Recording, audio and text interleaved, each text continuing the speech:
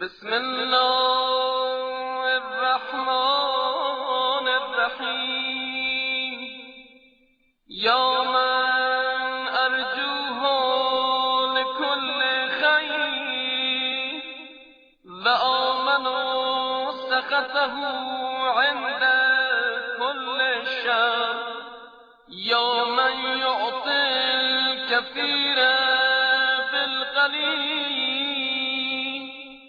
یا من یعطی من سأله.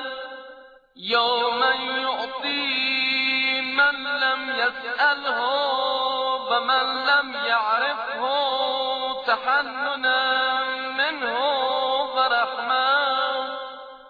اعطنی بمسألتی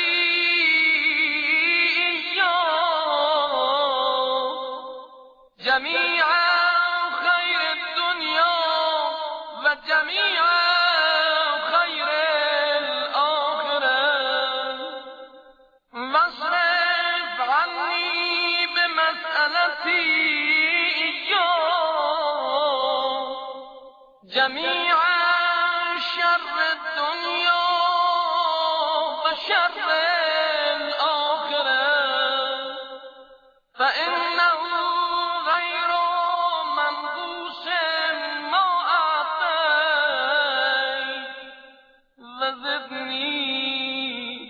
فضلك يا كريم يا ذا الجلال والإكرام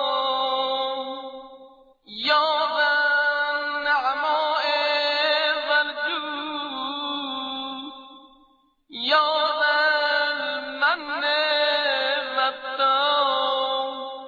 حرم شيبتي على النار